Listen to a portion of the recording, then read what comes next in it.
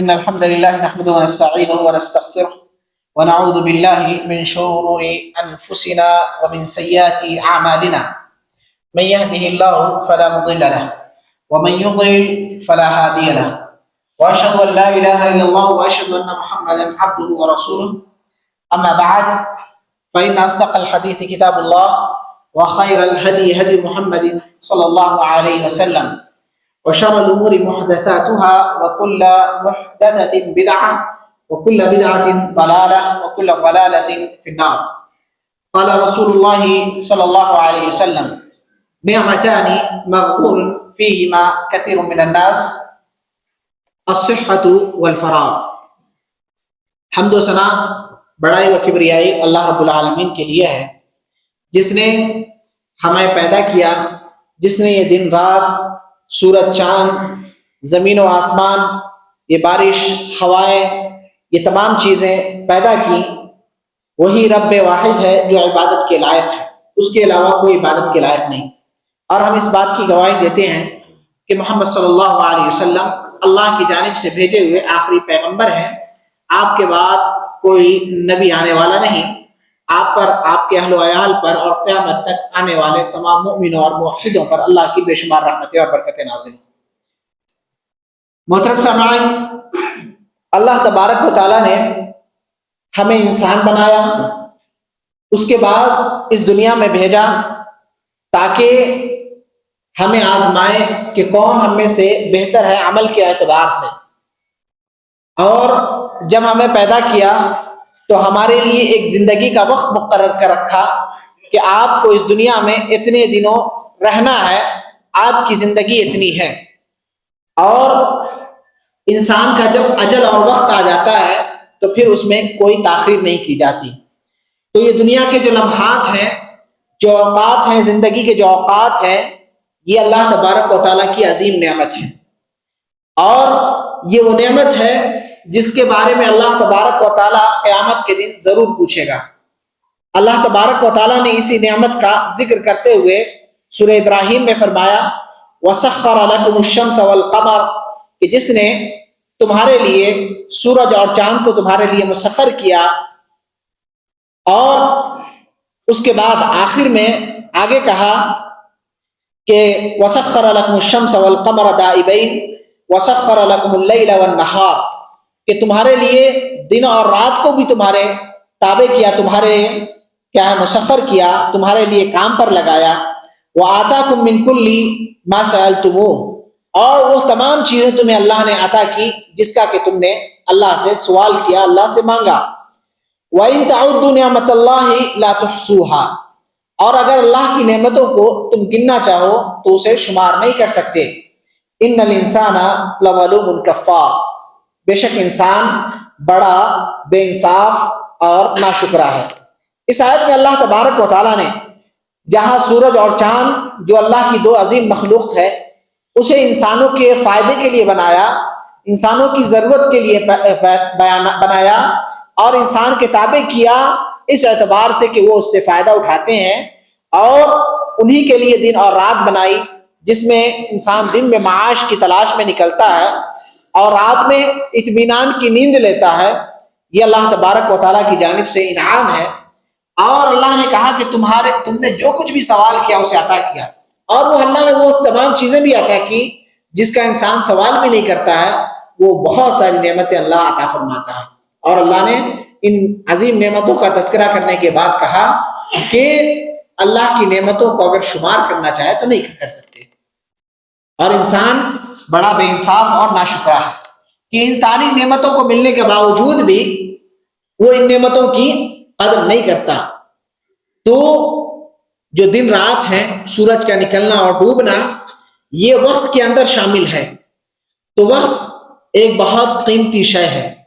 اگر ہم اس کا صحیح استعمال نہیں کریں گے تو اللہ تبارک و تعالیٰ ان اوقات کے بارے میں سوال کرے گا قیامت کے دن. اور وقت کی اہمیت اور اس کی عظمت کا اندازہ اس بات سے بھی لگا سکتے ہیں کہ اللہ تبارک و تعالیٰ نے قرآن مجید میں وقت کی بہت ساری جگہوں پر قسم کھائی ہے. انسان اللہ کے علاوہ کسی اور کی قسم نہیں کھا سکتا.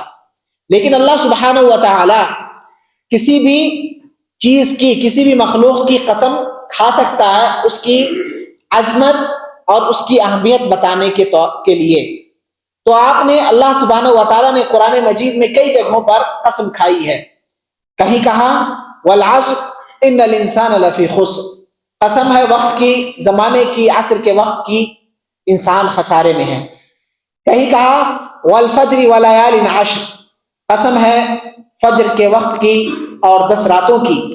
اور اسی طرح کہیں اللہ تبارک و تعالیٰ نے کہا واللیل اذا سجا اذا یغشا والنہار اذا تجلی، کہ قسم ہے رات کی جب اس کی تاریکی چھا جائے، اور جب دن، اور قسم ہے دن کی جب اس کی کیا ہے تاریکیاں چھٹ کے روشنی پھیل جائے۔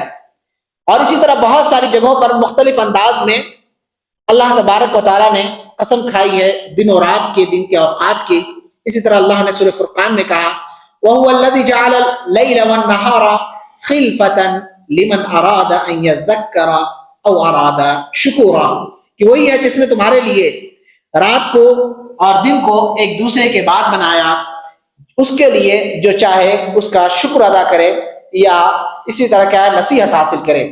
تو اللہ تبارک و تعالیٰ نے دن کا اور رات کا ایک دوسرے کے بعد آنا، اس میں ہمارے لیے نصیحت رکھی، اور اس نعمت کا ہمیں شکر بھی بجا لانا چاہیے۔ تو اللہ تبارک و تعالیٰ نے کئی جگہوں پر اس کی قسم کھائی، مقصد یہ تھا تاکہ لوگ اس کی اہمیت کو سمجھیں، اس کی عظمت کا احساس دل میں پیدا کریں۔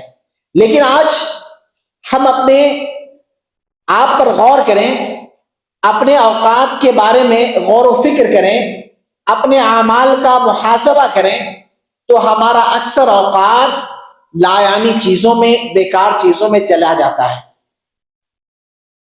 اللہ کے رسول صلی اللہ علیہ وسلم نے ارشاد فرمایا نعمتان مغبون فیہما کثیر من الناس، دو نعمتیں ایسی ہیں جس کے بارے میں لوگ دھوکے کے شکار ہیں، یعنی ان دو نعمتوں کا انسان صحیح فائدہ نہیں اٹھاتا، اس کو یوں ہی بیکار اور ضائع کر دیتا ہے۔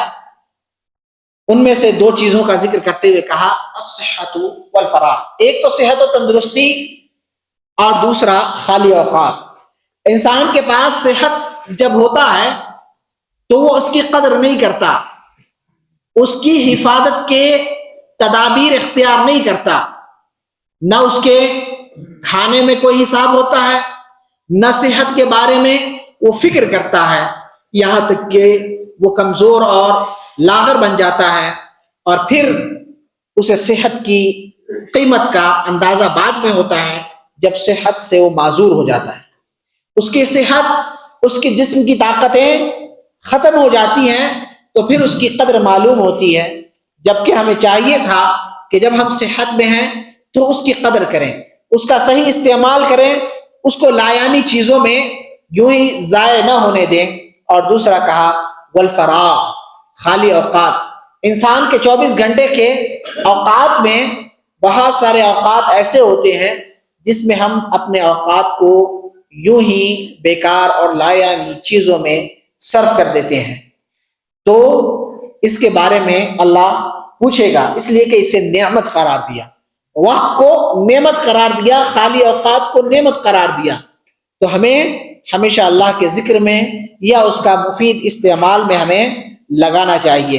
اور اسی طرح قیامت کے دن اللہ سبحانہ و تعالیٰ کے سامنے اپنے اس دنیا میں کیے ہوئے اعمال کا حساب دینا ہے، اور جو حساب ہوگا، جو سوالات ہوں گے، اس میں کچھ سوالات کمپلسری ہیں، لازمی ہے کہ یہ آپ سے سوال پوچھا جائے گا۔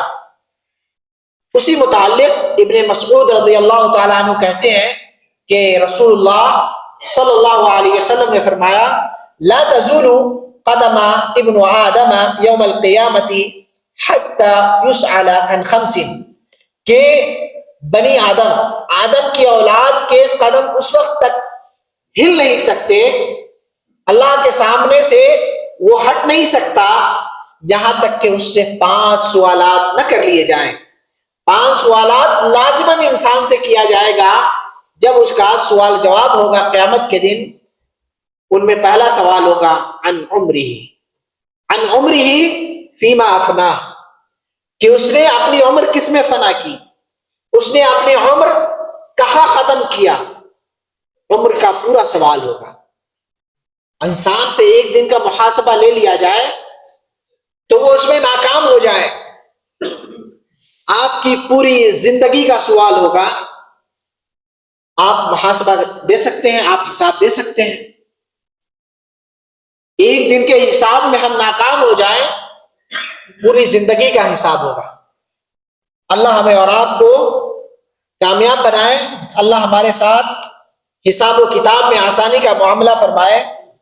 اور دوسرا سوال، پوری زندگی کے ساتھ ساتھ زندگی کا ایک حسین دور جو سنہرا دور کہلاتا ہے، جوانی کے ایام. دوسرا سوال خصوصاً جوانی کے بارے میں ہوگا. وعن شبابہ فیما ابلاہ، کہ اپنی جوانی تو نے کہاں صرف کی، کہاں تم نے اپنی جوانی کو ہلاک و برباد کیا، کہاں اپنی جوانی کے ایام کو گزارے. کیا اللہ کی بندگی میں، نیکی کے کام میں، خیر و بھلائی میں، قیام اللیل میں، صلہ رحمی میں، والدین کے ساتھ حسن سلوک میں، یا پھر اس کے برعکس معصیت اور گناہوں اور عیاشیوں میں، بدکاریوں میں کہاں گزاری.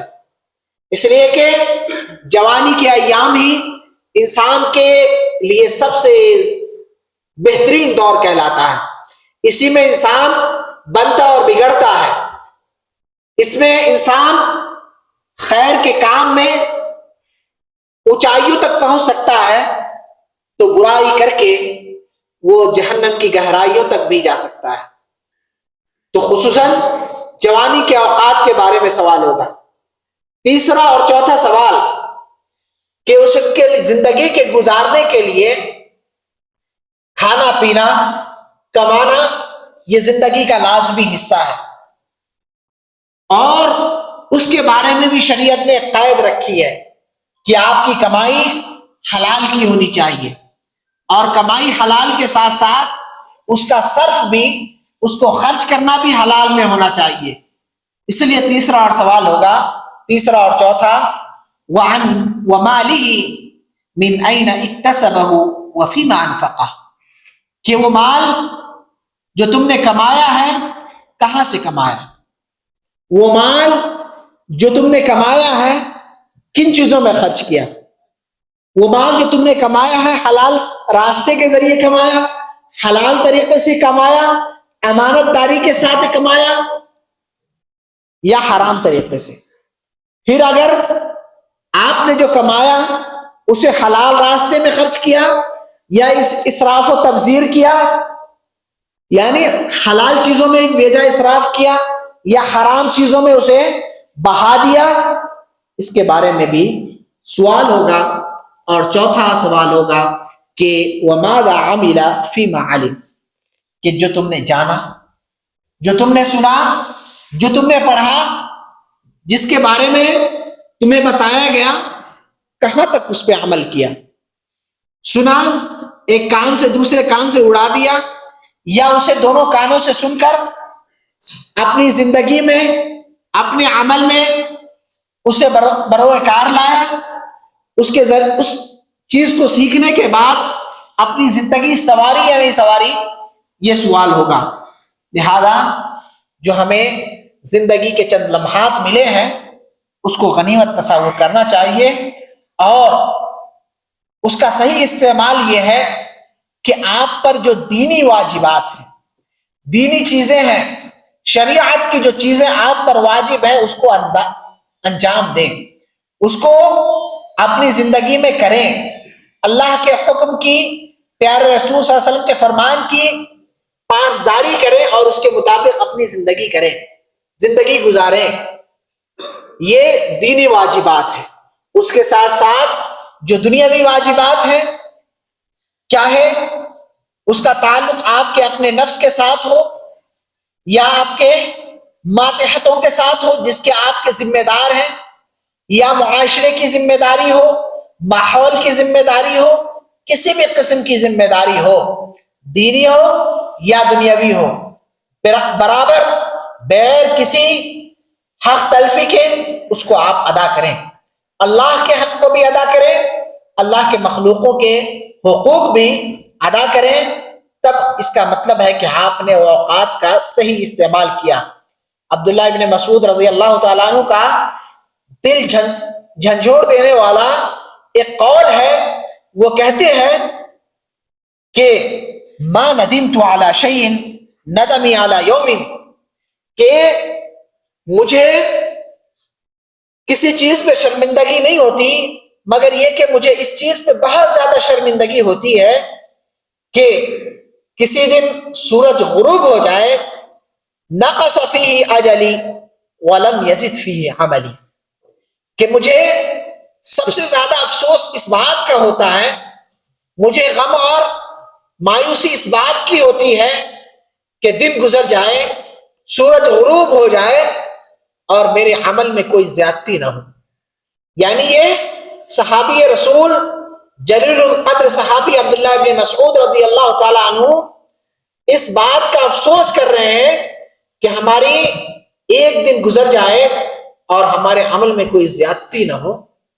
ہمارے عمل میں زیادتی کی کیا بات، ہم تو عمل ہی نہیں کرتے، اور ہمارے ایام اور دن اور رات اور ہفتے ایسے گزر جاتے ہیں، کبھی قرآن مجید کھولنے کی توفیق نہیں ہوتی، کبھی اللہ کا ذکر کرنے کا شوق پیدا نہیں ہوتا، اور وہی آدمی اپنا محاسبہ کرے کہ اس نے اپنے اوقات کتنے موبائل میں، لایانی گفتگو میں، بیکار کی صحبت میں کتنے اوقات ضائع کر دیے، تو انسان کو کف افسوس ملنے کے علاوہ کچھ نہیں ہوگا، اور یہی انسان قیامت کے دن کہے گا کہ وَأَنفِقُوا مِمَّا رَزَقْنَاكُم مِّن قَبْلِ أَن يَأْتِيَ أَحَدَكُمُ الْمَوْتُ، کہ تم اللہ کے راستے میں جو اللہ نے تمہیں دیا ہے خرچ کر لو، یہ نہ کہنا قیامت کے دن ربی فیقول ربی لولا اخرتنی الی اجل قریب، کہے گا جب موت کا وقت آ جائے گا، اے رب سبحانہ تھوڑا مہلت دے دے، تھوڑا چند لمحات دے دے تاکہ میں کچھ صدقہ و خیرات کر کے نیکوکار بن جاؤں۔ آپ کے پاس پوری زندگی کے لمحات موجود ہیں، آپ سوچیں گے کہ اب ہمیں موقع مل جائے، ہماری زندگی ایک لمحے کے لیے طویل کر دی جائے، تو یہ موقع آپ کو نہیں ملے گا۔ اب پچھتائے کیا ہو، جب چڑیا چوگ گئی کھیت، تو آدمی مرنے سے پہلے موت کی تیاری کر لے۔ یہی وجہ ہے کہ اللہ کے رسول صلی اللہ علیہ وسلم نے سب سے بہتر مومن اس کو قرار دیا جس کے اخلاق سب سے عمدہ اور اعلیٰ ہے، اور سب سے چالاک مومن اسے قرار دیا کہ جو اس دنیا میں رہتے ہوئے نیک عمل کرے، موت کو یاد کرے اور موت کے بعد کی زندگی کی تیاری کر لے، اسے سب سے چالاک اور سمجھدار مومن قرار دیا۔ تو ہمیں بھی جو اللہ تبارک و تعالیٰ نے اس دنیا کے اندر عمل کے لیے پیدا کیا، تو ہمیں چاہیے کہ اس دنیا میں عمل کرتے ہوئے آخرت کی تیاری کر لیں، اور وہ آخرت جس کے بارے میں اللہ نے کہا وَالْآخِرَةُ خَيْرٌ وَأَبْقَىٰ، کہ آخرت سب سے بہتر اور باقی رہنے والا ہے۔ دنیا تو فنا ہونے والی ہے، باقی رہنے والی زندگی آخرت کی ہے، ہمیشگی کی زندگی ہے، وہ ہمارے لیے بہتر ہے۔ ہم آخرت کے لیے آخرت کو بیچ کے دنیا نہ خریدیں، بلکہ اپنی دنیا بیچ دیں آخرت کے لیے۔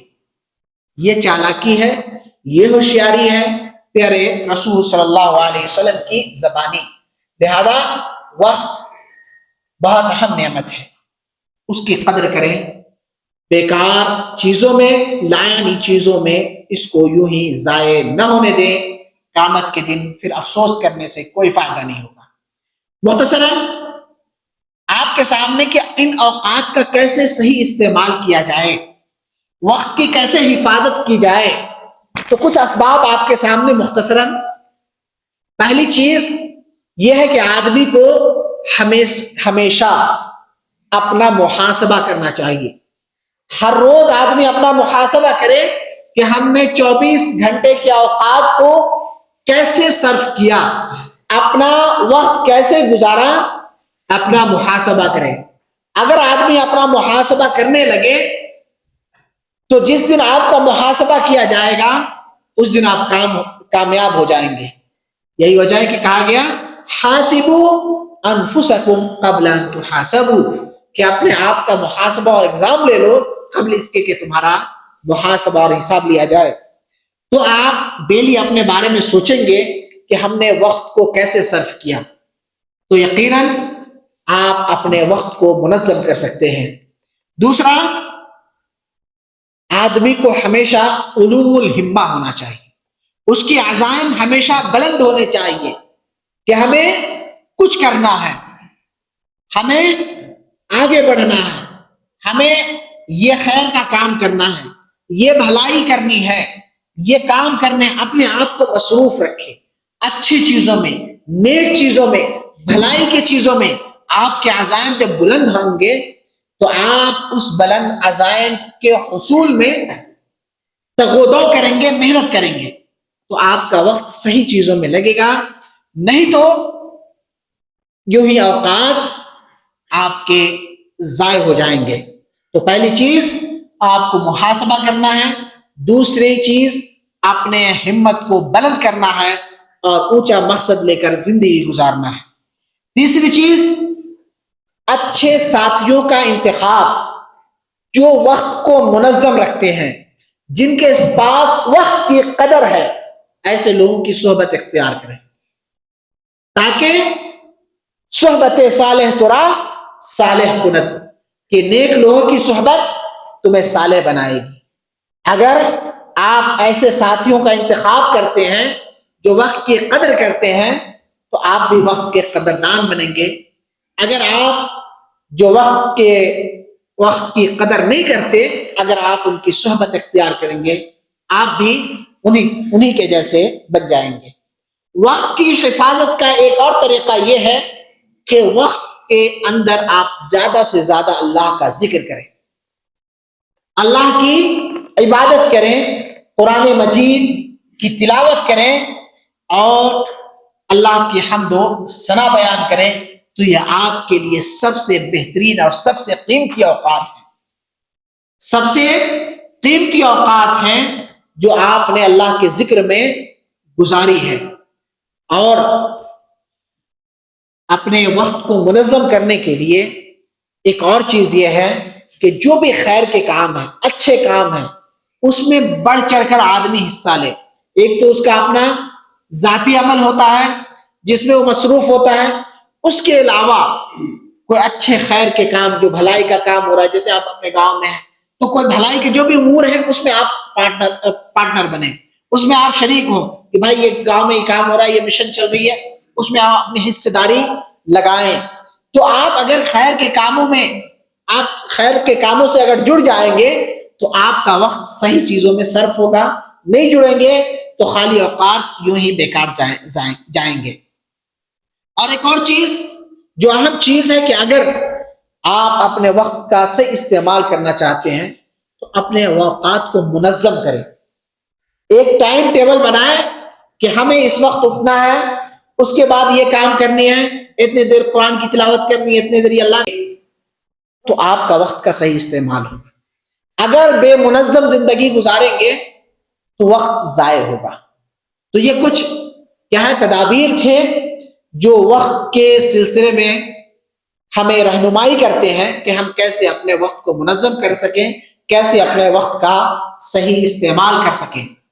اور آخر میں قول کہ الوقت کالسیف فإن لم تقطعه یقطع، کہ وقت ایک تیز تلوار کی طرح ہے، اگر تم اس کا صحیح استعمال نہیں کرو گے، اگر ان اوقات کو صحیح چیز میں صرف نہیں کرو گے تو وقت تمہیں کاٹ دے گی.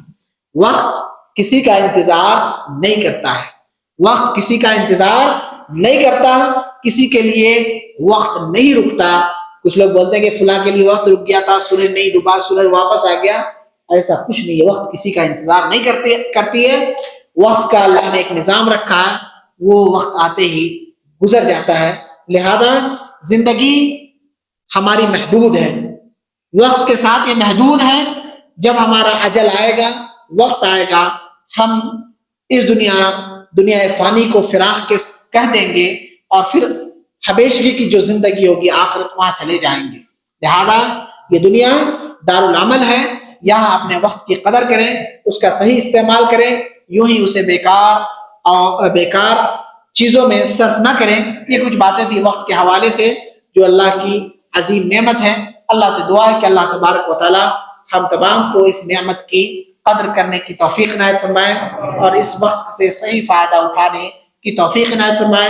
اقول قولی ھذا استغفر اللہ لی ولکم ولسائر المسلمین من کل ذنب فاستغفروہ انہ هو الغفور الرحیم.